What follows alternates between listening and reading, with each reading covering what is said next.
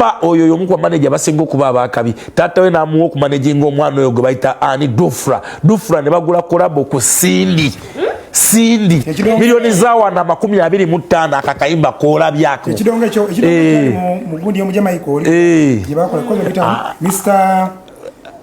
Jamaica gwe yakola bize gundi ani Mr G ekidongo ekyo kiwulira kiri mu nnogo ya Mr G Sindi ne principal kituufu mumuguzeeri ndoza mugamba nendo yino nyini it is a fusion kwene waffe yaddawa omubaka aliwa omubaka gundi bamukuba akalulu kigewugewu jagwa jagwa bamukuba akalulu mukana akagwa gye yali wafu yagira wafu jagwa yagira wafu kigewugewu gundi wano omusajja azoganya jagwa si wazoganya jagwa wa Ruto jagwa yali wa Ruto president yayitamu yena atayitamu omubaka yagwa amanyi jagwa yalisumbwa nnyo ebiseera ebyo nga titotonga omugenzi akyali amuleetanga nnyo wano omu ku bayimbi abasinga okuba in fact akyakulimu era alina akayimba ne musajja mukulu ono mukwano gwa Mahadi ambassador yayimbako Koneka Million emabega kawo jagwa abadde ne biifu Kenya waliyo zaliwaayo bamwita is it akot babadde babiifinga ngagamba nti amusinga sente onagamba amusinga sente ye biifu ebadde side zeeyo e Kenya nzijukira jagwa ngagenda okujja batukanga kanga musiba nyono aina motoka aina nyonyi aina akasente kakaina nenga iboge na bino tabirina wala tumaiti buno bulamu bwakwesudi yakwata biruzi namuteeka mugundi mu kisenge kyenga tonamugamba londa mupeya muganda nge 35 ngekisenge kivanga eri mpaka eri oyo yamanyi company ya biruzi bayita RSI yali booking agent we wane Kampala oyo jagwa gula BNB era yamulete wa Tito Tongo oyo biruzi yali cyali wa Tito Tongo mugenzi mukama Katonda mwecyumule kyemirembe tutandikidde mu Cinderella sanyu kukulisayo mu weekend yabadde mpanvu nyonyini ddala bingi ebyatuseewo ono Nokia ono iPhone tebikoze bitya abaana abajjeyo enjala anyway tubakunganya nga bwe yakola yakwe netubagamba nti ku Podium wano kwekigwera bukereti bitunze Judith Kawes mangi getukuletedde mukwano gwange nakuramane nyongera okubuzako mu ngeri y'enjawulo obutamala kadde tutandikirewo Nokia vs iPhone yabadde mpanvu nnyo sokoleke tusokusasira kwa feri bana byabufuzi bonna olw'okuviibwako Haji Kyanjo kitalo nnyo ddala bannabukoma nsimbi ne bannajema ne bannankyukakyuka kuba omusajja yali teyeryantamu oyo mukama Katonda mwekyumire kyemirimu ku bantu abadde bemusiba b'omukolo gw'okuzika ng'agamba nti banaffe bannabukoma nsimbi bwe tunajjanga e Kampala balijja kubanga ani Kyanjo banjoga nti Kyanjo ng'omanya ndi waawa bukoma nsimbi ntunde bayita so bafiiriddwa nnyo Uganda yafiiriddwa nnyo era nga yali musajja muteesa abasawo bali bamuwadde weeks 2 naye mukama n'abakolera ekyamagero yali musajja mu palamenti omwo ng'ateesa awanda ekyo kyesagala kwogera ku gundi kinewunyiza mukama Katonda mwe nalabye ku gundi ku last born wa myaka 3 last born tebamulazaawo naye nga listi omwana omukulu yagambye nti ono gwe mulaba ye second last born asinga last born inchi emu kitegeeza ki mwaka gumu manyo na lebo yamaze emyaka 13 ng'ali ku gundi ku battery ka battery kakyajinga n'agamba ennaku 3 n'ayogera n'agamba n'amala n'akakyajinga n'addamu okwogera kyasinza okunkwatako omu ku baana be abaana b'omugenzi mbu asomera kawempaawo so nomukulu agenda omukyaliawo ku ssomero aga ne taata agenda kufa tugenda sigalawo tutya kati ate ng'amala amangu amugattako nti naye okubeera mu bulumi obwo n'okufa kiriwo ekisinga agamba ng'olabira ddala omanyi obulumi oba otuuka noga nti 13 years kirizawummule 13 years obwo obulwadde bwamusebuva ku bintu bisatu either mulina okubanga mu family mwebuli obafunako accident oba obutwa ebyo ebisatu naye nga tusabira family eyo naye ng'era ovuddeeyo abantu bayalaze mawa amaanyi simanyi oba obirina omukamingi eggulu omukyalo oli yamutwalira yabadde otwamulabye oyo wagundi gwe yalaga ngali wano songa za n'abagundi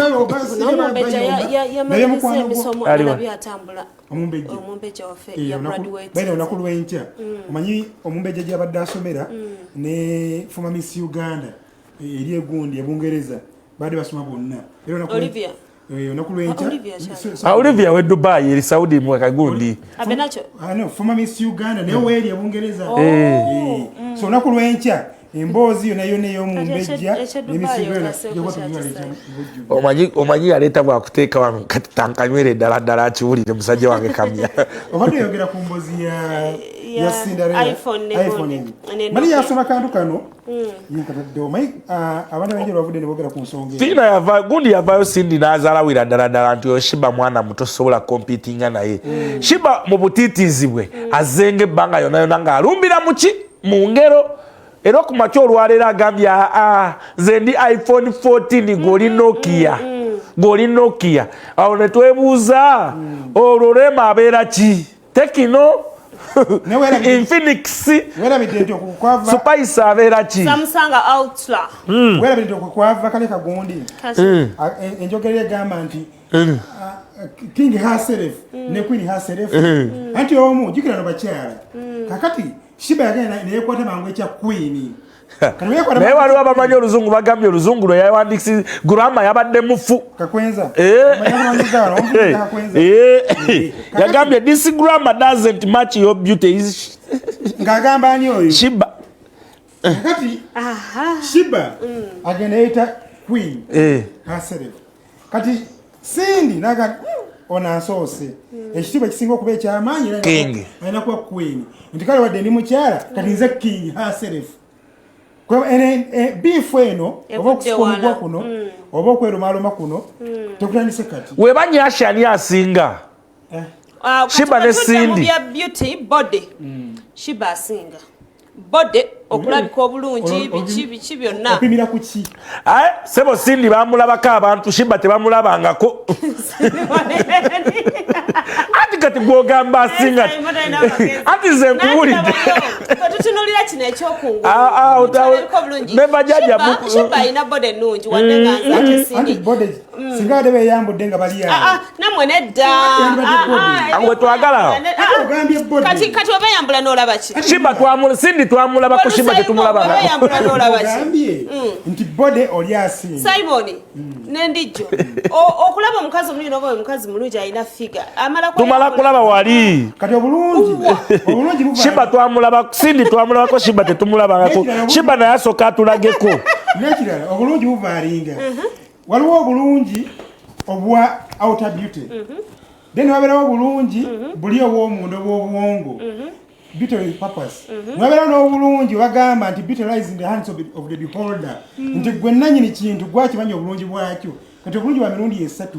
so obulungi kibwoyogerako kibadde twogera ku bulungi wanga babuuzizza gundi yani ono Prince ajja kugamba nti si Prince yekka bangi bayinza okubuulira bayinza okubuulira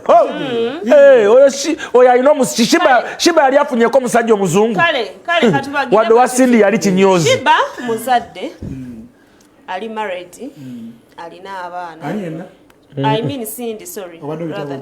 Cindy bwe tutunuulira ku successful omuntu z'atunulira mu bulamu olabanga azakivinzeeko muzadde mufumbo ebintu eyo namuli mu kwetwalayo ekibadde findinga y'endongo Sheebah musinga hiti Sheebah alina abaana ndongo ye defining ekintu nze ndi team good music ndi team kavuyo Sheebah alina hiti nyingi nayagadde gundi nayagadde bad black iPhone yalina gundi omanyi yagambye nti buli omu alina kyayinza okuyigira ku munne Sheebah agende oli amusomesa live music noli asomesa ono gyebakuba mu hiti bwoba yakujja ku stage nga kugamba wetemye spare bulungi nona kitegeera so buli muntu alina engeri abantu bano mu byaki abantu bano ddala bifu yaabwe ani achokozani eno beef eno waliwo bakitamso gifuweringa in kabifu kabaddewo kale because jukira balina bino ebya association ne federation webiri Sheebah Mane mukyali ku ebyo Sheebah mwewana n'ennyumba ye naye Sudirwa ayagala kugula ba Sheebah mpaka mulungu eri awo agenda okuvaawo mpaka eri wansi ennyumba ya Sheebah weri olwo oluguudo olaba ku rawundi mpaka ku mazzi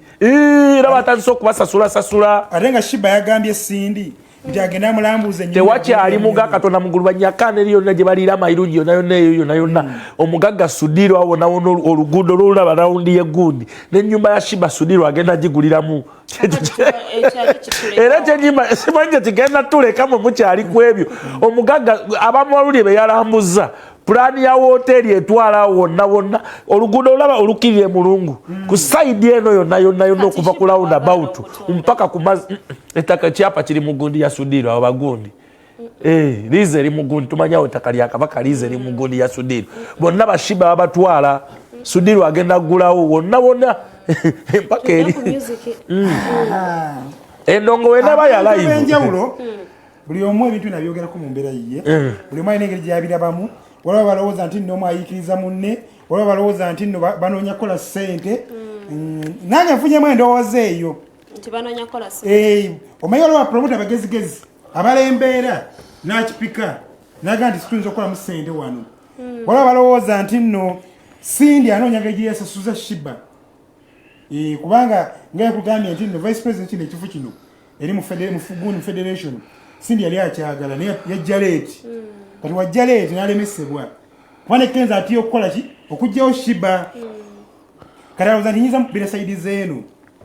kale waba kitabudde abantu okulaba nti ate ne King Micheal bamuyingiza mu nsonga zino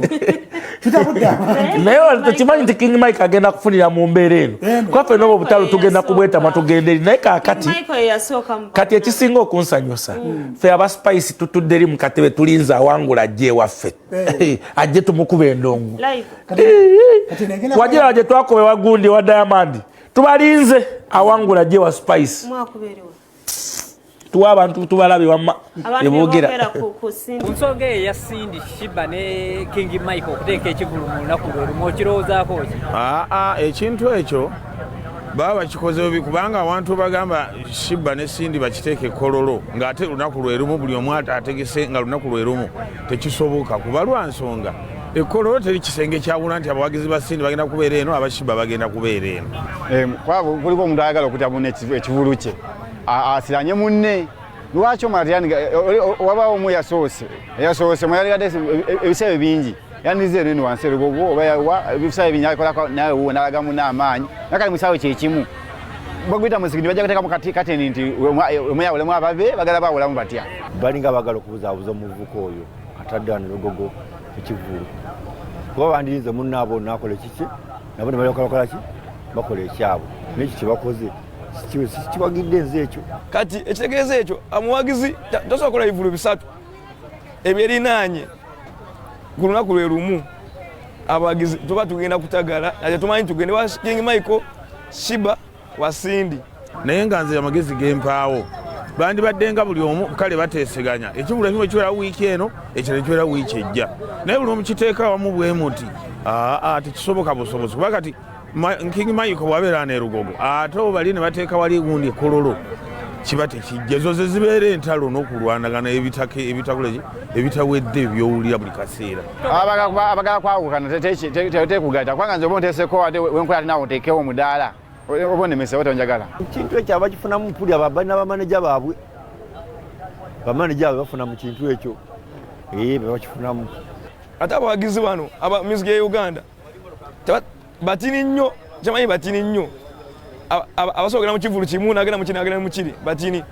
kyeza abawagizi bagenda kuba batini abajja okugenda wa King Micheal bambi ali lugogo bajja kuba batini ewa Sheebah bayinza okugendagendayo ne wa Sindi baba bajja gendayo ko kati embeera kyeza abawagizi bagenda kwetemamu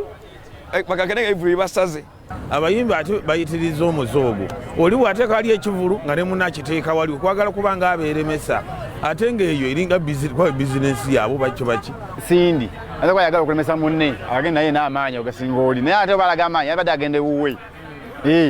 abadde agende uwe n'ateeka bagende n'abagende bani abasinza amanya kati mu kifo kye kimu oyabula otandi bano bange bansi bange bajja kwekanga n'abawagizi be balwanyire okubaawo nga n'abawagizi bakoze ki bajja kubaddukako abawagizi era nga bawagira abantu balala kuba baganya okwatagana ng'abakulembeze okussaawo ki okukola ebivulu ebyo byetwagala nga funa tubyagala bibeeramu akavuyo akangi tusobola kubigendamu kati nze maaso ogende wa King Micheal kuba tali mu ntalo zaabwe musajja watu yali yagwa avuddeyo buvi manja agenda wa King Micheal mumpagi ngendewo oyo muwagire musajja agenda wali abentalo baleke bakubaga n'ebyabwe mu music yaabwe kiina kukolebwa akakiiko kaabwe bagundi yaabwe batwala ng'abayimbi ne balema okukola ebintu okubuzaabuza abaki abawagizi bombi bakulembeze naye ate ekizibu kye balina kyekyo oliwo okuba nti tugenda kutegeka oba konsatinga eyo baki omu alekere munne bannange sente tegwa mu nsi ate n'ekyokubiri omuntu olina okumulekera n'omulekera nga ye naye nawe n'akulekera abo nemutuuka mukwasaganya ekyo naye kugira nti nze ntadde wano nange ntadde wano ekinaava mu ekyo zentale zitawedde zowula ezibeera mu bayimbi buli kaseera singa njagala nnyo omuwala osindi nomuvuka ati simumanyi nnyo kirya ne Sindi mwagala nnyo baamu ate Sheebah ne Sindi bombi mbaagala ne bandisa omulenzi ono nakola eki nabo ne baluteka basaawo ekyawe ntulaba ani asinza abantu naye tetugenda kumanya ani asinza abantu bana babiri abawala Sheebah ne Sindi bo bagadde kweraga maanyi nti gwe Sindi nkusinga gwe Sheebah nkusinga olw'okwenta ze balina mu bukulembeze semanya semanya kulia semanya Uganda National Music Federation semanya National Music semanya Association ezentalo bazese kati bazese music ezokulembeze baziletawo abawagizi bawamfe kati iba bitulemye olaawe nkugambye King Micheal wagenda okufunira mu bantu kuba ffenna tugenda gamba Uganda twakoowa entalo ffenna tugende wa King Micheal 20 years ffenna ogenda kola kamiri awandise King Micheal Gravity awandise King Micheal buli omu nga twakoowa entalo baba webato twawula omulenzi ku musajja bate bayahiti bate bayahiti ndiasobola kwebaza abantu bona bonna batugoberera nga bali ku live streaming amatu streaming live zaffe ezenjawulo Facebook pages kwetuli era nga kyendaba wano abantu mu butuufu Simon ne Jude ensonga eno bagiriko nnyo era mbadde nsaba wano kambagatteko mangu nnyo nsooka okwebaza President ne Gike Chopper bakwebali Gike Chopper musajja ngo South Africa kwebali okusinzira ku Pristani agamba nti bo baleka bali side ya Sheebah nanyini hiti n'abayimbi anonya namba ya Sheebah n'abayimbi regular n'abayimbi original Spice anango mugati onagambye nze ndi timu iPhone koza iPhone yani iPhone ya Sheebah gundi ya Nokia Lydia Jasmine bangambye Tekino Samsung yerema nakaiza timu iPhone kati gundi Spice oba kambaite mangona Rita natamba agambye mwana Sheebah joka agambye ndi success tebagibalira ku baana nagamba success depends on one's goals at a certain period of time so Sindi nagamba Sindi is just jealous of Sheebah ono Lutalo agambye Beyonce of Uganda team iPhone waliwo nagambye Haruna Fatuma agambye team Sindi ali Canada Judy nagamba iPhone yagenda wala Sheebah yeyise masasa semanda semanda agambye tani kwatenge ekyatika Saimo ulira semanda agambye Saimo tujjeko Saimo hii tibajasanga mu bala kati bali ku nsonga ya live Lutalo nagamba team Sheebah waliwo ono President agambye live from South Africa waliwo ayino mugisha agambye Sindi yensonga kasonyiwe munne so nabala bangi nnyo kuweza obubaka nga gwotubulira gwa side kina nsonga ki yo tujja ko tubisoma no maaso wano kale naye nga nyogera okubategeeza nti akokunywa kalungi kosobola okushoppingira omwana wo ogera omukyalira ko okusomera kosobola okugula n'oteeka ewaka kosobola okugula n'obeera nako mu office yo kosobola okugula wantu wonna ng'ogenda gift hibiscus okuva mu bannaffe aba yes yes twongera okukatiriza nti bakyusa ne bavaawo wali we baali ne bambuka waggulu nga ku masengerawo ekizimbe kirungi nnyo obuyonjo bwe butandikirawo nga wakakituukako omanyirawo nti bwolaze ddala walamu yes biva organic kakati Simon Nerijo nefuna bakunsonga King Micheal ino kwemulugunya ganti bano wala batadde musi gwembadde nzirako King Micheal wafe ate izo mubuuka sisobola mama ale kuli yako yakasimu ngamba nti wai Judy oyo mbadde Micheal ali kusaidi yange nemugamba kizibu nnyo Judy okuva ku bakyala nze ndi wa mikolo ebyaddala ndi wa mikolo era gyendi naye mikolo otafuna mu mbeera eno manya onze butaddemu kufuna nga lwaki kati nkugambe nti principal wa mabega wa mikolo kati nembeera kano kavuyo Kamiliyoni ali mabega wa mikolo abayimbi bonna abako obuvuyo bali mabega wa mikolo atugamba ki 20 years of mikolo muko DJ Micheal Lido Beach eno lido aya Micheal yenze King Micheal wakabi mikolo naloza muntu bayi yabasabi bajje nakulero mu mikolo alina ebisimanya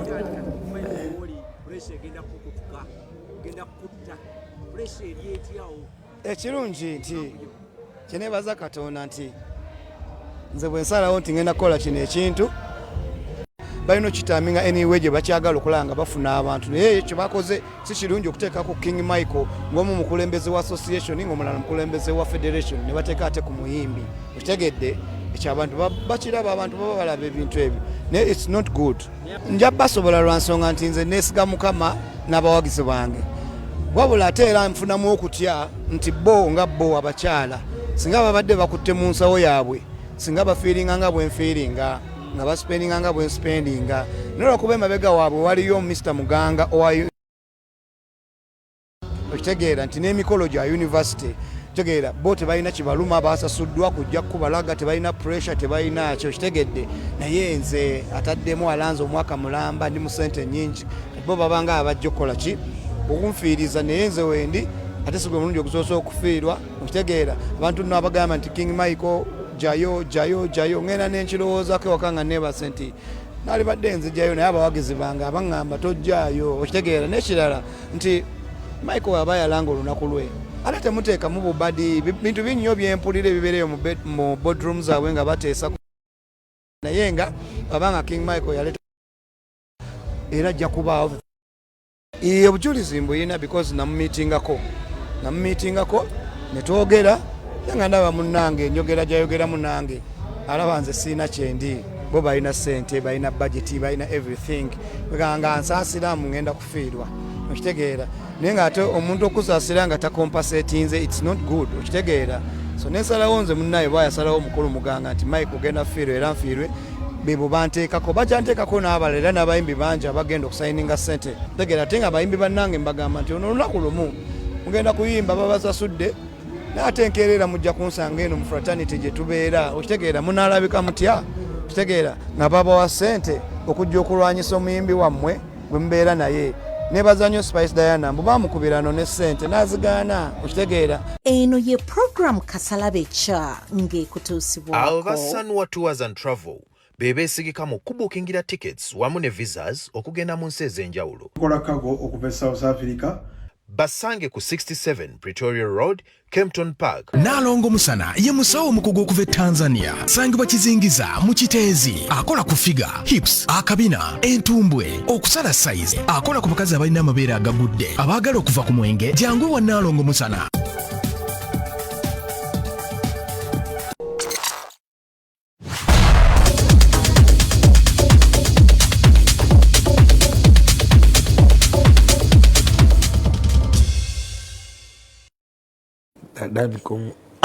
obitegedde bulungi buladi wange mikolo muganda wange ndi naawe in fact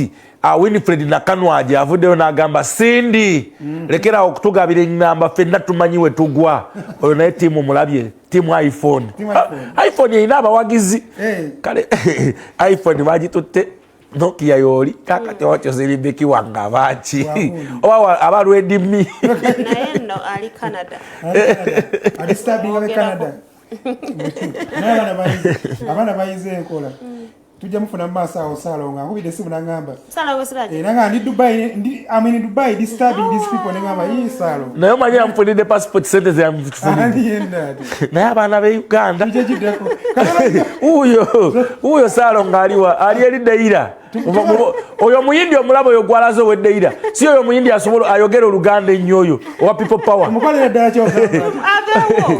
omuyindi wa people power omumanyi ali eddeira omuyindi wa people power oweddeira omumanyi Salongo Siraje wafusa international Salongo Siraje waganza kulya mulabya nga abakuba omuziki naye babaddemu nga abiri omwana yamuggyeko $5,000,000 mufunira passport ne euro book $5,000,000 ole from Mukono nesa ibona olimba ne atano gwali na yali waluwa nekirala abaana be Dubai bamanyi ne waba madubala Dubai bamwe Neka Salongo Siraje omulaba huyo mazima Salongo Siraje badaye abe Mukono abanonye Salongo Siraje ali Dubai yegatiddwako senga sebbanga ya mulambuzi eri senga sebbanga omanyi enyonyi gifula gundi egifula kagaali Salongo ojoga nnyo kati olaba bonsanze Dubai kati abe nansala bali eri bayomba oyo sebbanga yeeraga yasikanga luggi lwa taxi kati asika lwa nnyonyi namwe mujja kula mbirabe kola sente weeyagale ne Salongo sikusinga Salongo otujoze ebbanga lyonna abantu be Uganda babuulire Salongo buli kimu akikoze ayimbye music tumukkiriza alanze ebivulu tubikkiriza asuubudde buli kimu akikoze Salongo mukama wamuwaaki azayimbirewa ne Dubai ate kati okenda kuyimba ne Rema ku stage emu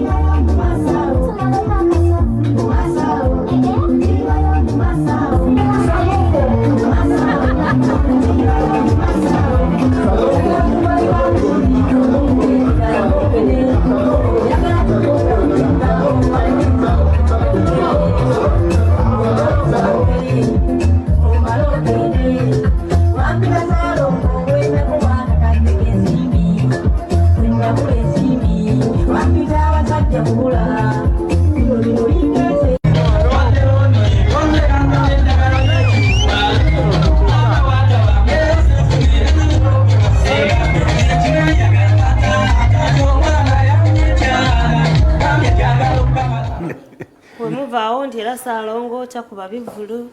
biri international nebine bituyitaga okusaasira bannaye banyinaze abali Dubai Salongo temutwala speed mukwate empola mpola manyi Dubai bakwata speed awo mamanyi Salongo mukwate empola mpola siritaga speed ya maanyi nnyo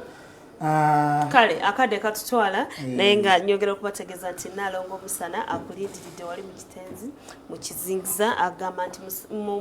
musawo mukogo okuva Tanzania agenda obutuukire oba oyagala ebisimange ebya Salongo ogenda kubanga oyitawo buyisi kakati yanga mulo ekivulo kya musaze yafunye oluvannyuma yamaze n'afuna yebaze abagundi abanuupu bamuweereddewo nnyo zageze okubeera ssaawa 3 nga pressure zimukubira kumukumu ng'obutebe bukalu tabitegeera but final awo katikati awo waliwo abavuddemu ne bagamba nedda bala obutabo buli bumeka n'abubala butabo busatu n'akikuba paka waggulu ennyo so yagamba alina obuzibu ng'agamba aliyo ne sikini yafunyemu kasita teyataddemu nnyo ono eyali kwana aliyo ne sikini yaze yamuyimbiddeko n'awala bazira bamuyimbiddeko ndabye mikoini so yembeera eyo finally yagenzo gikyagweredde eno nga kakkanye ng'afunyemu ku maanyi era n'abakuba omuziki naye wali gye byatandikidde baaba bebabamu ku bayimbi benninamu omukono Dax Katero yanga mulo nina musajja nga bamwita Josh Boss manager wa Flex Josh Boss yalagawa ssaawa nga 5 yazali ssaawa nga 5 ne wali ebyasoose twayingidde 3 ng'ebintu bikyaganye bikyakalubye Mickey Wine yabakubyawo Mickey Wine bayira naye na concert ku Freedom City Mickey Wine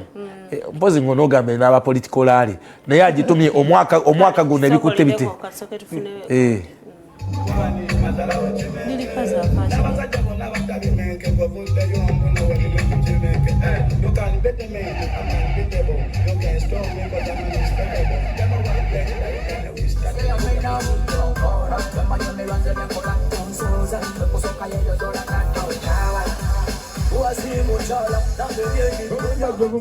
tiketi bibiri yaziguze buli gwomanyi nga tanajja wano ogenda ku ssimu y'omugambe omusasulidde tiketi bibiri wezigwayo nga osasula yandasa atuuka budde akati tiketi ebibiri ebyo nange mbadde nabendeseyo musoke mumpeeko 10 kumi nange kumi mu tiketi ez'obukalu oba tiketi jasoba sente tiketi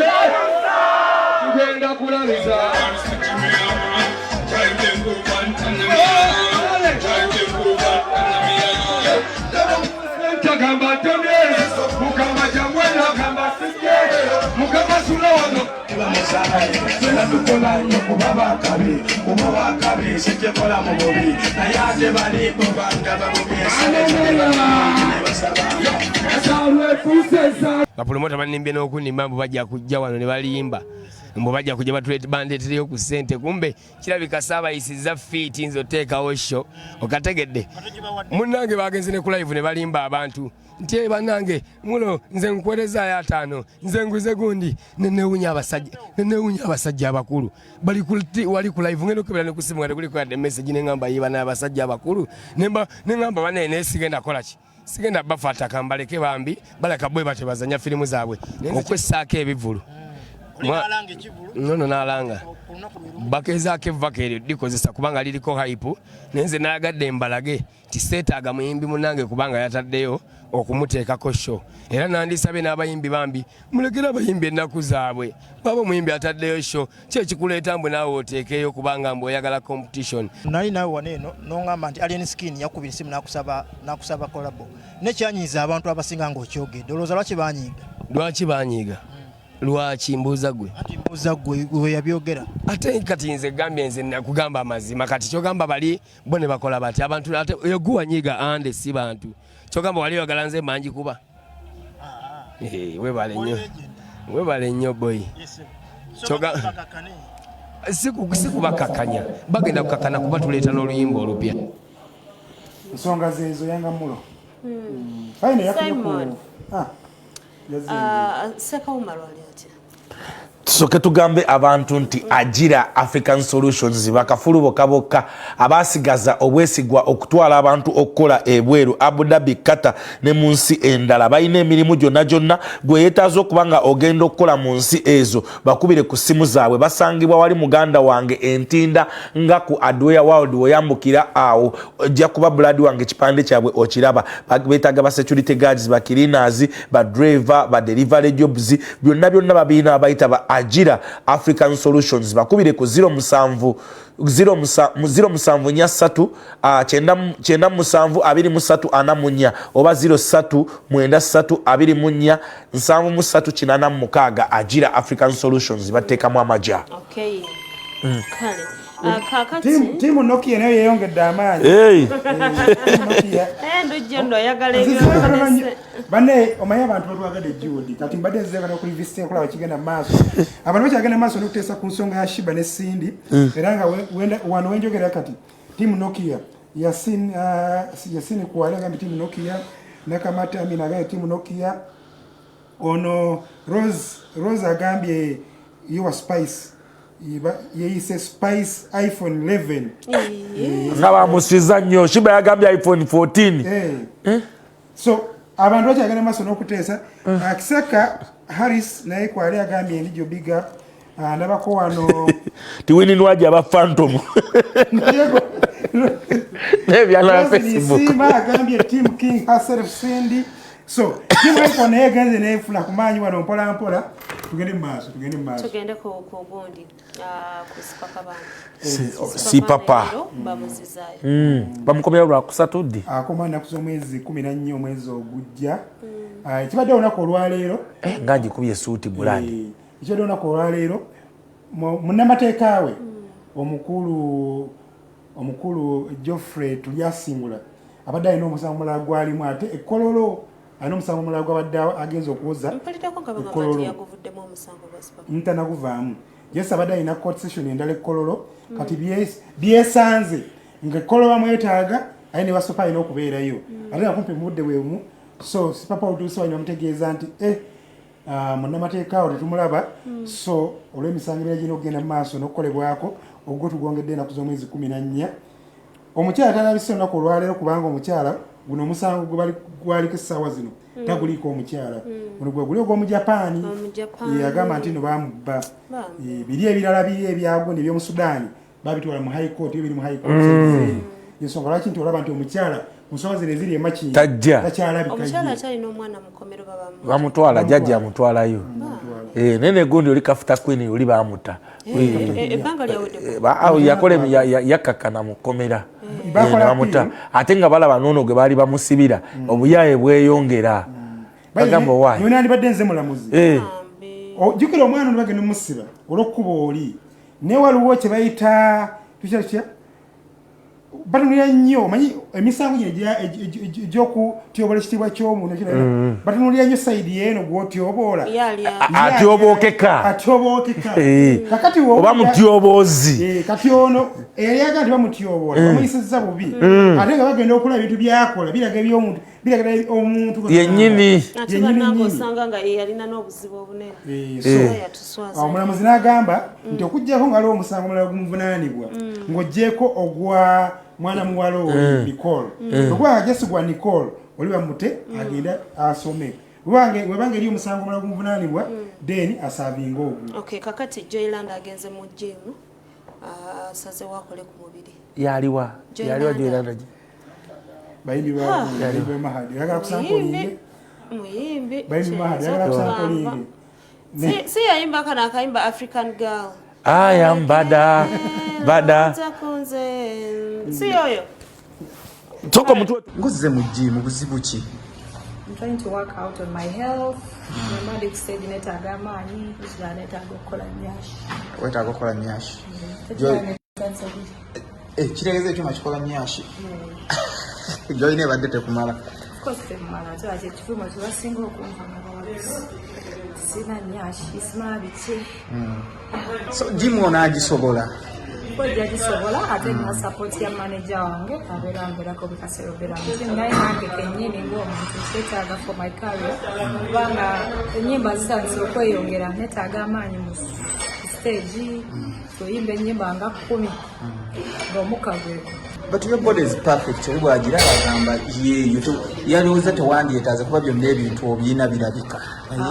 Kwana netaaga energy n'okweyongeramu, so I need to work out. Singa daleta okukola kabina. Wetaaganga akanywaji onakasobola okatambuza. Akanywaji ng'akaviika. Ng'akaviika. Viika naye akajja mu gym. abalimi abasinga ba working out. Kitegeeza gym eno egattako nnyo. Era omuntu oli no working out ne healthy ones. Okola obosala ku masaba. Abo nabo mbeetegekedde ogezompaateko wabala mutake fotofoto. Experience yani yetesobola. Okay. Omutegedde Simon kati. Omutegedde. Amutegedde magezi. Mutegedde. Era mumanyi. Obadde manyi. Ubwo mutunuulira boti upcoming or promising ali ati. Mu ndongo eno mulimu abantu abayimbi abamu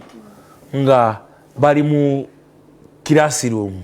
Kati ojo Iranda bw'anaakuba endongo ajja kubafuukira akavunza mu gundi kuba ayise mu mitendera. Si nti oba simanyi bano ba layika be musiba ku bantu abwe that stupid pushing ku bantu ono mulaba nga ayise mu bantu okitegeera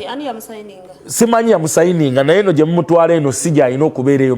mukola amawulire is a good artist omulaba obuyimba bwe buli awo okitegeera kati yeetaga kwita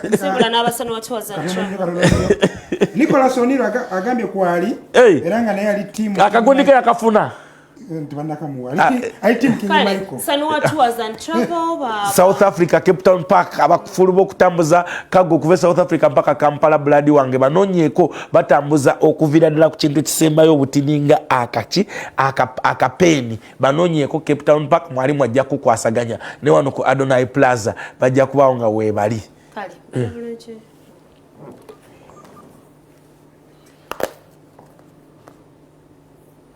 eno ye program Kasalabecha ngekutuusibwako. Abo ba Sanwa Tours and Travel bebeesigika mu kubukingira tickets wamu ne visas okugenda mu nsi ez'enjawulo. Kola kago okuva South Africa.